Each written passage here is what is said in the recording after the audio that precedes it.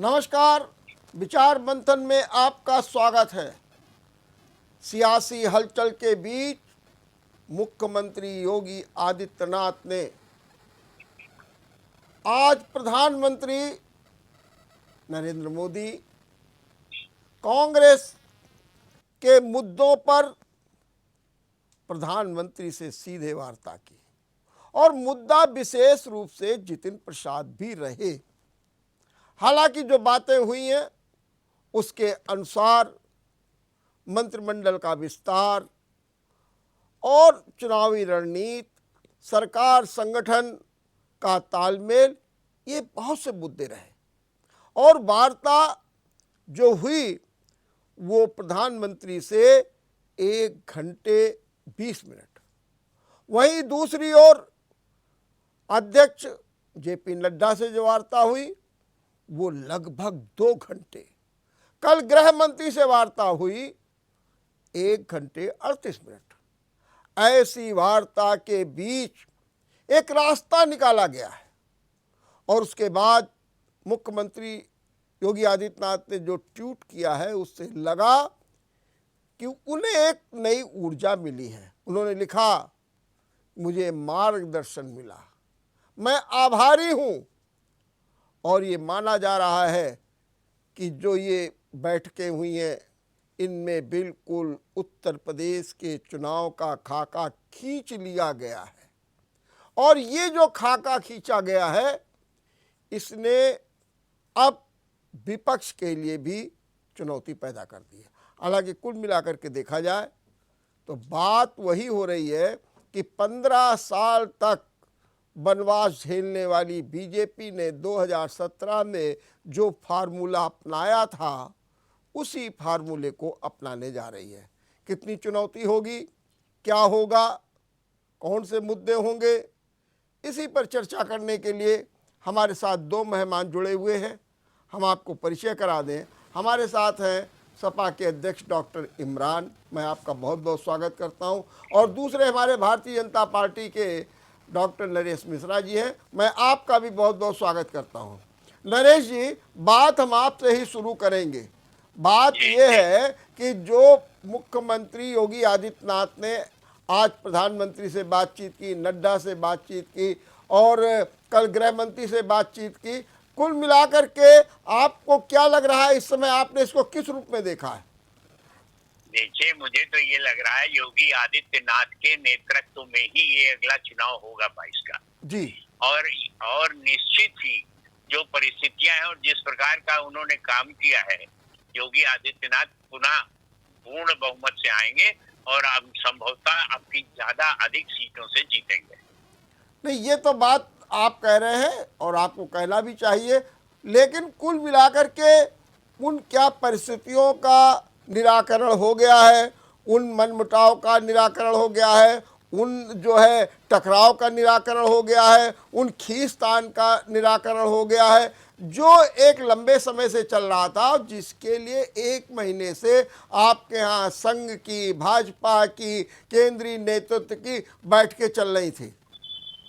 देखिए, राजनीतिक दल में विचार मंथन तो चला ही करता है जी। और निश्चित ही तमाम राय मशवरे होते हैं। रहा वैचारिक मतभेद का, तो कोई ऐसा बड़ा वैचारिक मतभेद या कोई योगी जी का विरोध, लोग कयास लगा रहे थे कि राधा मोहन सिंह जी आए हैं तो कोई परिवर्तन होने वाला है, ऐसा कुछ ना होने वाला था ना होगा। मैं समझता हूँ कि योगी आदित्यनाथ ने बहुत सफलतापूर्वक और बहुत अच्छी तरह प्रदेश की सरकार चलाई है, तमाम कल्याणकारी काम किए हैं, हजारों नहीं कम से कम 1,00,000-1,50,000 नियुक्तियां की हैं।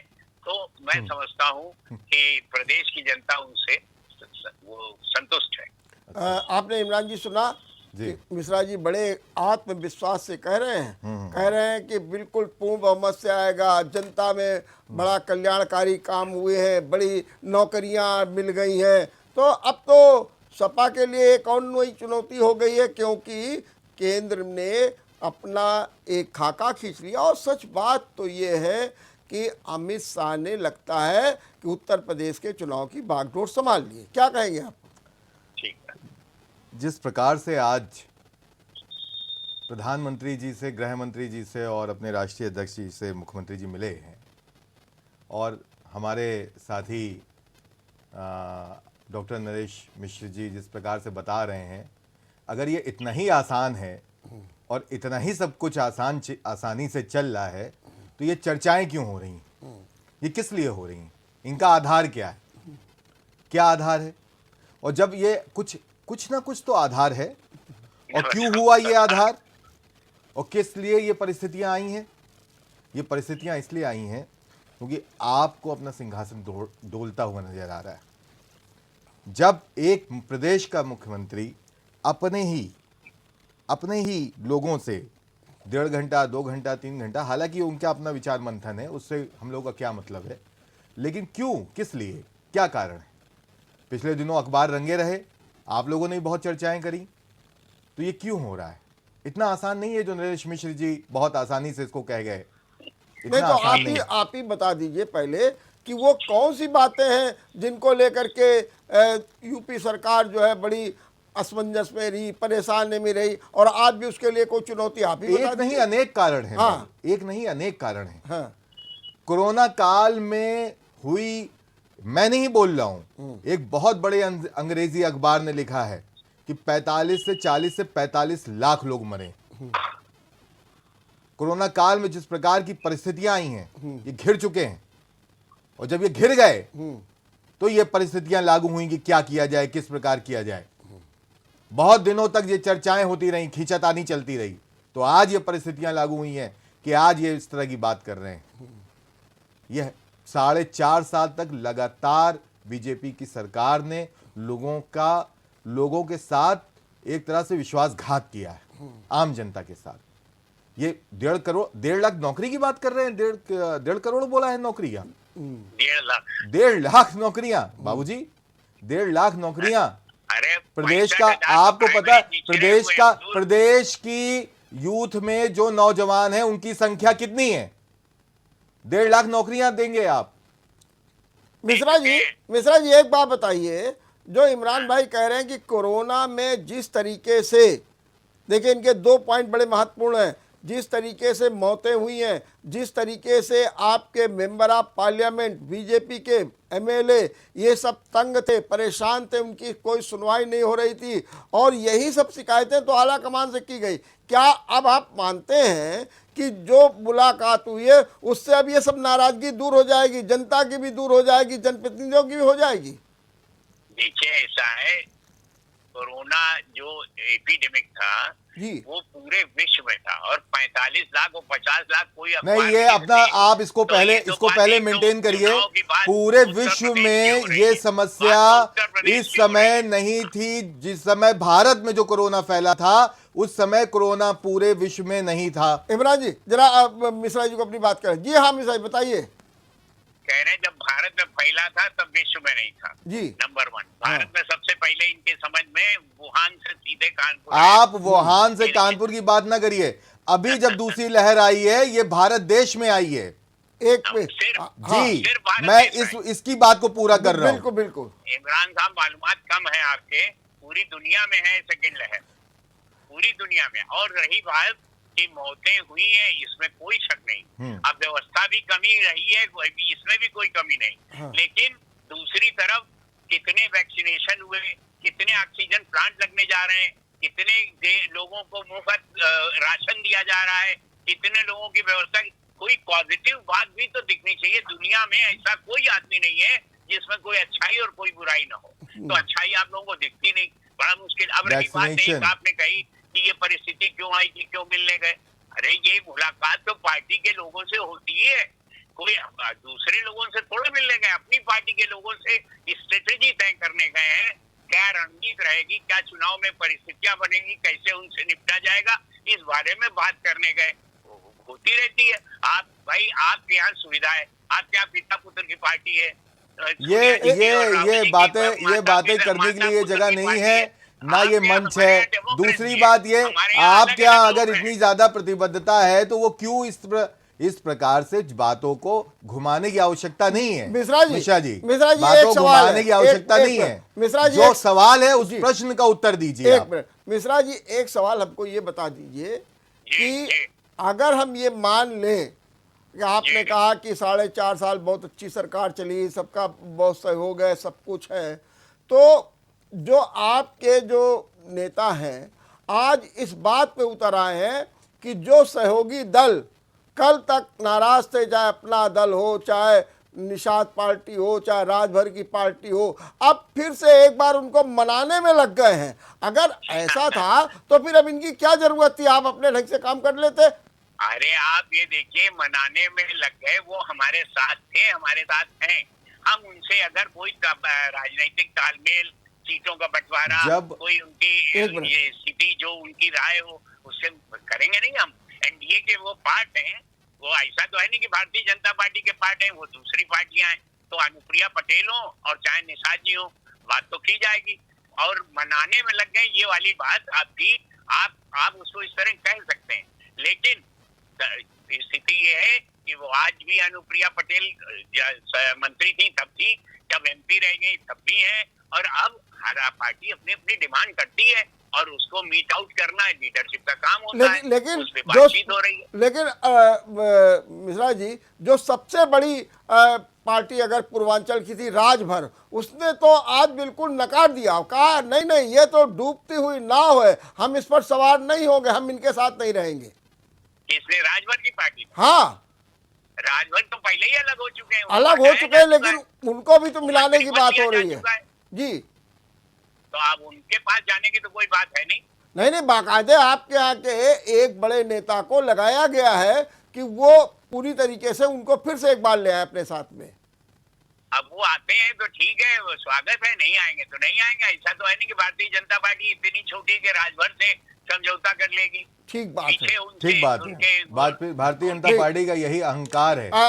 इमरान भाई, इमरान भाई, बहुत बड़ी पार्टी। एक मिनट इमरान भाई, जो आपने भी इस बार इस नीति बनाई थी जी, कि आपके अखिलेश ने कहा था कि हम किसी भी बड़ी पार्टी से समझौता नहीं करेंगे, हम छोटी छोटी पार्टियों से समझौता करेंगे। इन्हीं छोटी छोटी पार्टियों को नाराजगी भी थी बीजेपी से, चाहे अनुप्रिया पटेल हो, अब चाहे नाराजगी दूर कर ले, राजभर नाराज अभी चल ही रहे हैं, निषाद पार्टी हो, तो ये सब पार्टियां मिल रही हैं बीजेपी के साथ। तो आपको क्या होगा, आपके साथ तो फिर एक नई समस्या खड़ी हो जाएगी। नहीं, ये कोई समस्या नहीं है बाबू जी, ये राजनीतिक दलों का आपस का विचार विमर्श है जी। हम लोग जिस विचारधारा में विश्वास रखते हैं वो विचारधारा भाजपा जैसी पार्टी की विचारधारा नहीं। हम बराबरी की और समाजवाद की विचारधारा में विश्वास रखते हैं। हमने अपने साथ के लोगों को, जो हमारी अपनी सोच के लोग हैं, उनसे बात करने की बात करी और हम लोग लगातार संपर्क में हैं। और जिस प्रकार से हम लोग बात कर रहे हैं, हमें ये लगता है हम लोग आपस में चुनाव में जाएंगे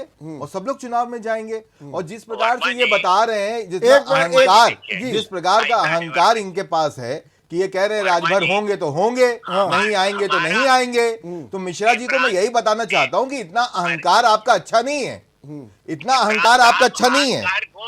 आप ये बोल रहे हैं, आप ये बोल रहे हैं कि आपके जो साथ में हैं, जो राजनीतिक दल साथ में हैं, उनसे बात हो रही है। अरे आपको इतना समय ये परिस्थितियां आई क्यों? आप अपने लोगों से दिल्ली में बैठ के बात कर रहे हैं, आपको इतना विरोध सहना पड़ रहा है कि दिल्ली तक आप गए। ये परिस्थितियां क्यों आई हैं, किस लिए आई हैं? और आपसे जब पूछा जाता है तो आप कहते होंगे राजभर, होंगे राजभर, नहीं आएंगे ना, सही देखा जाएगा।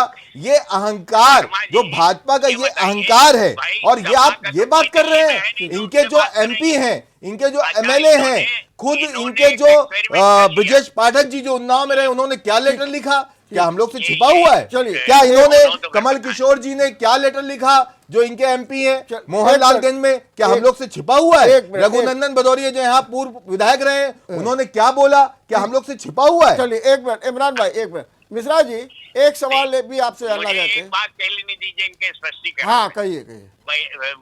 इमरान भाई बार बार कह रहे हैं कि अहंकार नहीं, आत्मविश्वास है, नंबर 1। नंबर 2, ये आत्मविश्वास नहीं है इमरान जी, नहीं डॉक्टर साहब, डॉक्टर नरेश मिश्रा जी, ये आत्मविश्वास नहीं है। आत्मविश्वास की ये परिभाषा नहीं होती जिस प्रकार से आप भाषा का इस्तेमाल कर रहे हैं। उनको बोले ये आत्मविश्वास नहीं, ये अहंकार है। ठीक, उनको बोल लेंगे। हाँ सुनिए अहंकार से जी। हुआ क्या जी देखिए, इन्होंने ये छोटी छोटी पार्टियों से समझौता करने में अखिलेश जी का बयान आया, तो वो ये बड़ी पार्टियों से समझौता का तो नतीजा देख चुके हैं। राहुल से भी कर चुके समझौता, मायावती से भी कर चुके। अच्छा, तो आपने नहीं करे हैं समझौते? बीजेपी नहीं, आपने नहीं करे हैं समझौते? आपने नहीं करे? स्थिति क्या है? नहीं, आपने नहीं करे हैं समझौते। और राजनीतिक दलों का आपस में सहयोग होना, समझौता होना, ये कहाँ का गलत काम है? देखिए, नहीं, आपने नहीं किए, तो आप इस प्रकार से क्यों आरोप लगा रहे हैं? इस तरह से क्यों बोल रहे हैं आप कि बड़े पार्टी में करके देख लिया? क्या कहना चाहते हैं आप? आपने नहीं करे समझौते? बिहार में कौन सी सरकार चल रही है? बिहार में कैसे चला रहे हैं? एक मिनट इमरान जी, इनकी बात पूरे हिंदुस्तान नहीं, उत्तर प्रदेश की बात करो यार। ठीक। अरे तो पूरे आप बड़ी पार्टी है ना, आप बड़ी पार्टी, आप अहंकार से बात कर सकते हैं। हम लोग अहंकार से बात नहीं कर सकते बाबूजी। एक मिनट, हम लोग अहंकार से बात नहीं कर सकते। एक मिनट मिश्रा जी, एक सवाल। आपकी पार्टी में जितिन प्रसाद आ गए, जिसको लेकर के आज बड़ी चर्चा हुई, जिसका मैंने उल्लेख किया था, और जितिन प्रसाद को एक ब्राह्मण चेहरे के रूप में प्रस्तुत किया जा रहा है। इस बात को लेकर के बीजेपी में भारी आक्रोश है। कह रहे हैं कि हमारे यहाँ ब्राह्मण नहीं है, या हमारे यहाँ ऐसे नेता ने नाम गिनाए जा रहे हैं, आशुतोष टंडन से लेकर के, और फिर सतीश द्विवेदी, और फिर उसके बाद जो है ये भी कहा जा रहा है कि हमारे यहाँ तो हृदयनाथ दीक्षित भी है, महत पांडे जी भी है। इतने इतने ब्राह्मणों की एक लंबी फेरिस्त है। उसके बावजूद आप जितिन प्रसाद को ला रहे हैं। इससे बीजेपी का एक बड़ा कैडर बहुत नाराज है, और वो कह रहा है कि वो आप ब्राह्मण के रूप में उनको प्रस्तुत करके हम लोगों को क्या करना चाहते हैं, बल्कि उन्हें तो अब मंत्री पद भी दिया जा रहा है। तो क्या कहना है इस बारे में आपका? वर्मा जी, लोकतांत्रिक पार्टी में नाराजगी स्वाभाविक होती है, नंबर 1। और जब कोई आता है दूसरा, देखिए हर जगह ये होता है, कभी कोई दूसरा आ जाता है तो विरोध शुरू हो जाता है, लेकिन स्वाभाविक है, और वो अपने आप समय के साथ खत्म हो जाती चीजें। रही बात इमरान साहब के, एक बात का जवाब देती हूँ। ये कहते हैं योगी जी दिल्ली क्यों गए और क्यों बात करी है, ये क्या नहीं, मैंने ये बात नहीं कही है। ये इस चर्चा का विषय है, ये इस चर्चा का विषय है, ये चर्चा ही इसीलिए रखी गई है, ये चर्चा ही इसीलिए रखी गई है। आप इसको करेक्ट करिए, ये आप इसे करेक्ट करिए। आप इस मंच पे, जेएमडी के मंच पे यहाँ पे आके इसलिए बात कर रहे हैं क्योंकि आज इस चर्चा का विषय ही यही है। ये मैंने नहीं कहा है, आप इस चर्चा में आए। जी बिल्कुल। हाँ बताएं मिश्रा जी,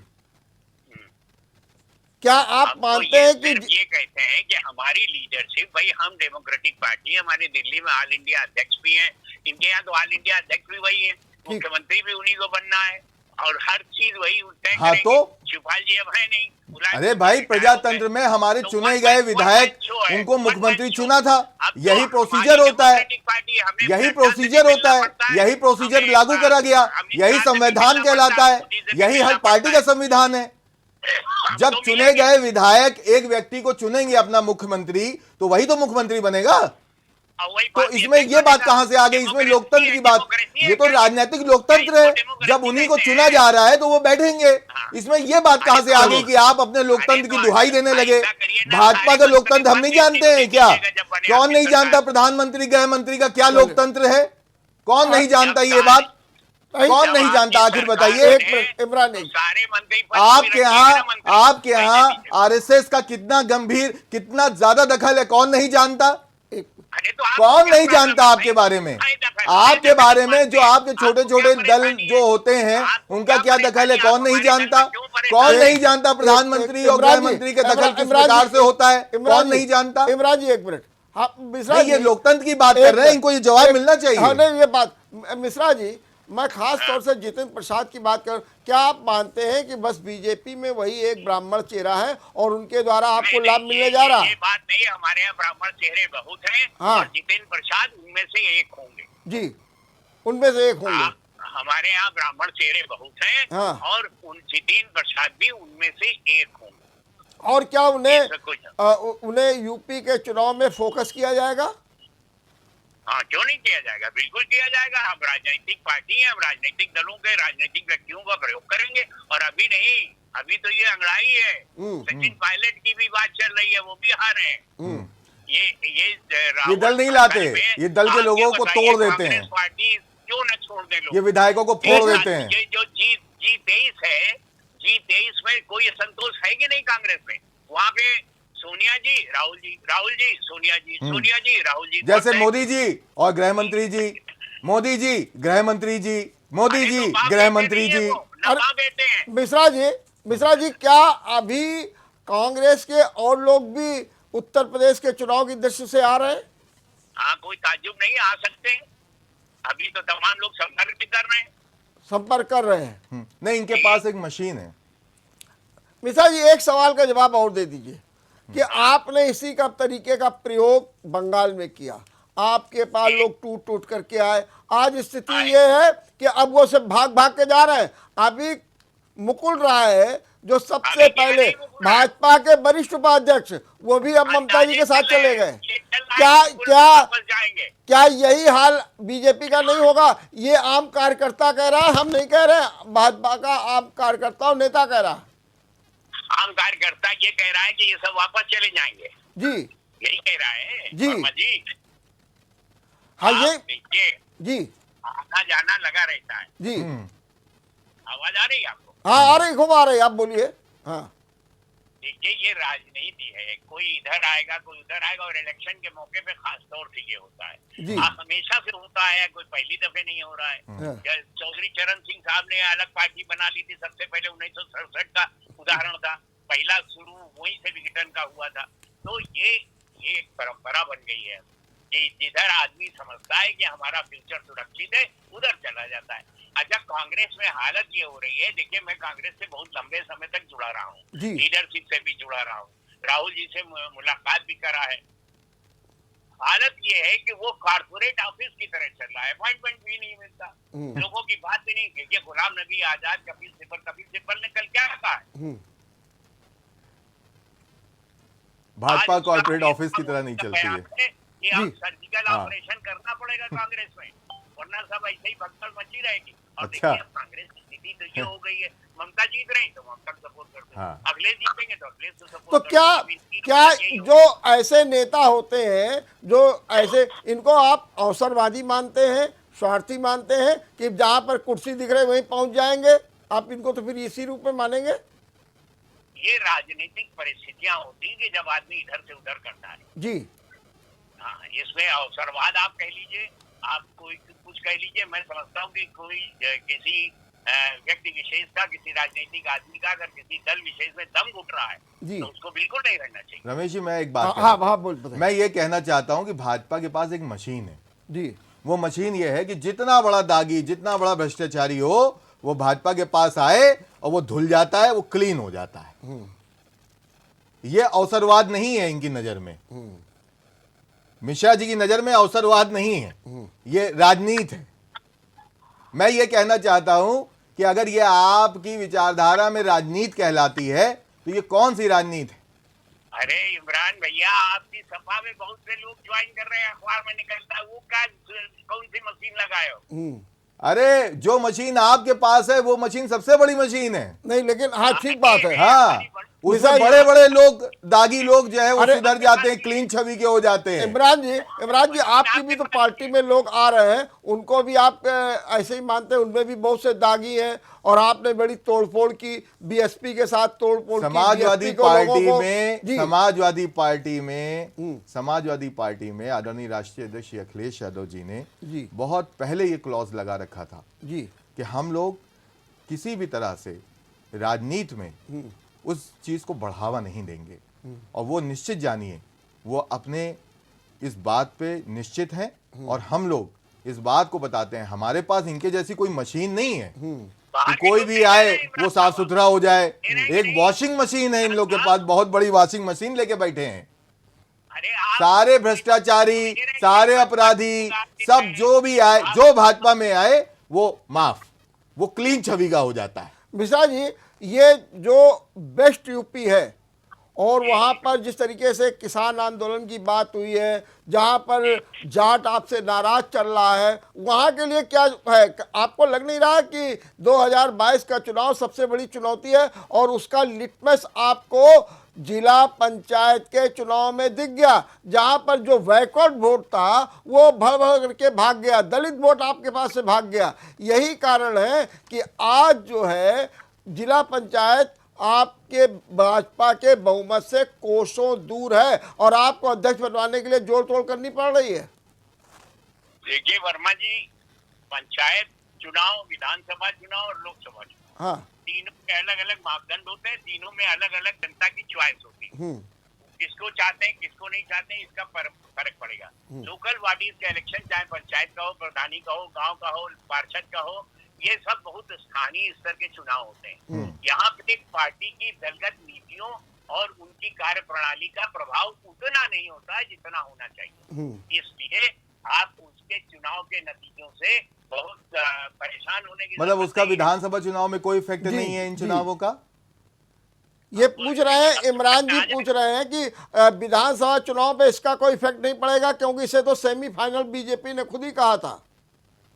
अरे विधानसभा चुनाव में आप देखिएगा परिस्थितियां, आपको याद हो आप ही के चैनल पे कांग्रेस के एक नेता हमारे साथ बैठ के कह रहे थे मोदी जी का बड़ा खराब हो रहा है, मोदी जी अब नहीं आ पाएंगे के चुनाव के बाद। आपको याद है, तो हमने कहा था इसी चैनल पे वर्मा जी फिर बुला लीजिएगा, फिर वो आ गए मोदी जी।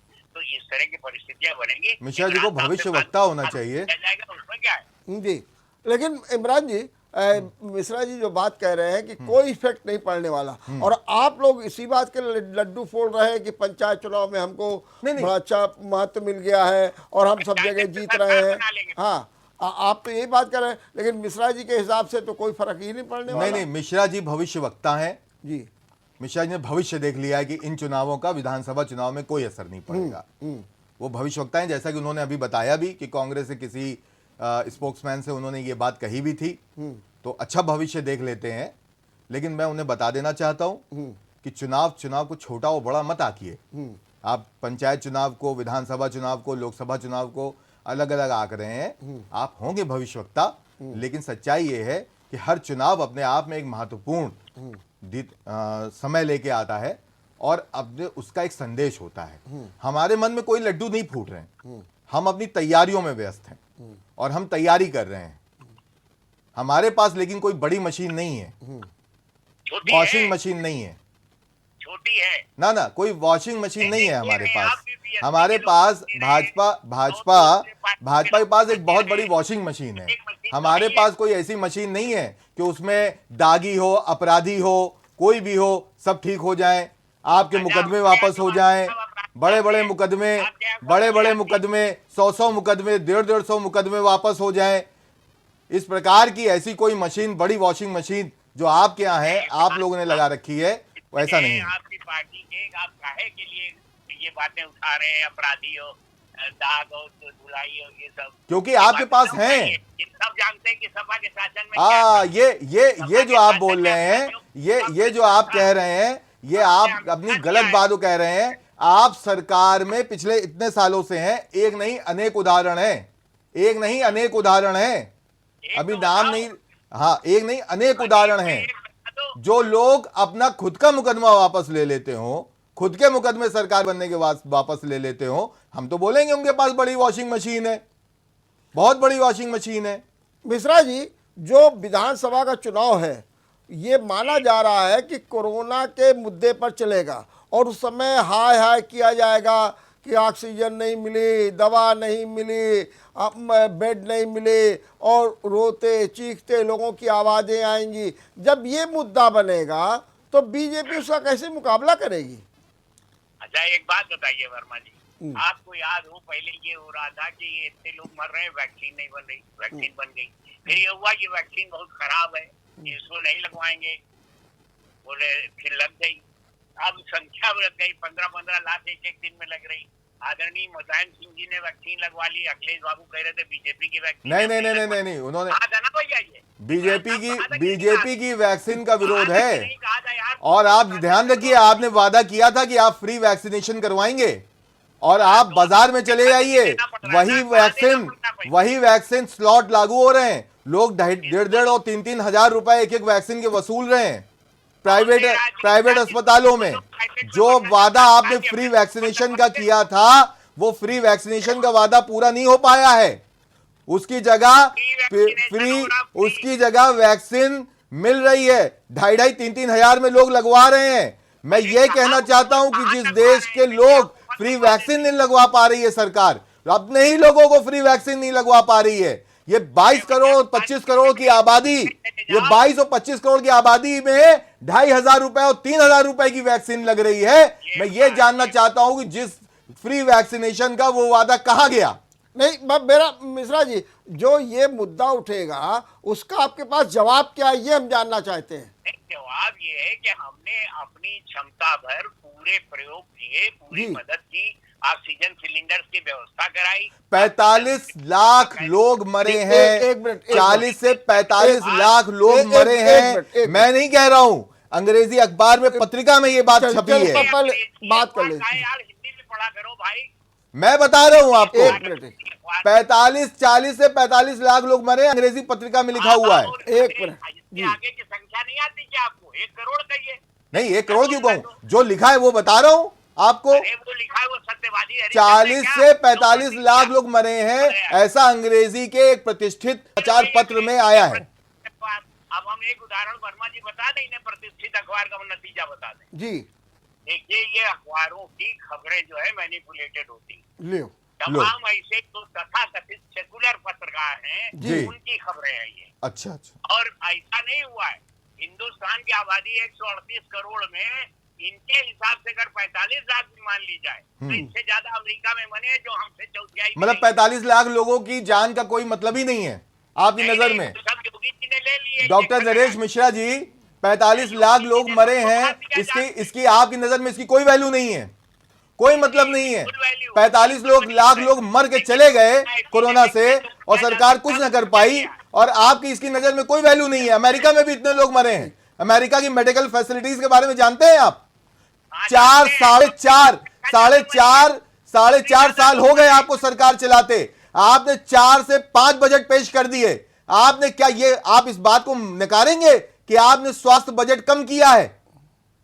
आपने स्वास्थ्य बजट को कम कर दिया नरेश मिश्रा जी, आपने स्वास्थ्य बजट को पिछले बजट में कम किया है। क्यों कम किया? एक मिनट, क्या आपको कोरोना लहर के बारे में नहीं पता था? तब आप थाली और टाली पटवा रहे थे। मिश्रा जी, आपने समाचार, आपने टीवी पे आके बोला कोरोना चला गया, चलिए, लोग भ्रमित हो गए, जनता भ्रमित हो गई, उत्तर प्रदेश की जनता भ्रमित हो गई। मिश्रा जी, 40 लाख लोग मर गए, आपको मजाक लग रहा है? एक मिनट, आप कह रहे हैं अमेरिका में भी इतने लोग मरे। मिश्रा जी, एक सवाल का जवाब किस प्रकार की बातें कर रहे हैं भाई? अब जो है चुनाव होगा, कोरोना भी होगा, महंगाई इतनी किस प्रकार की बातें कर रहे हैं? आम आदमी की आय घट रही है।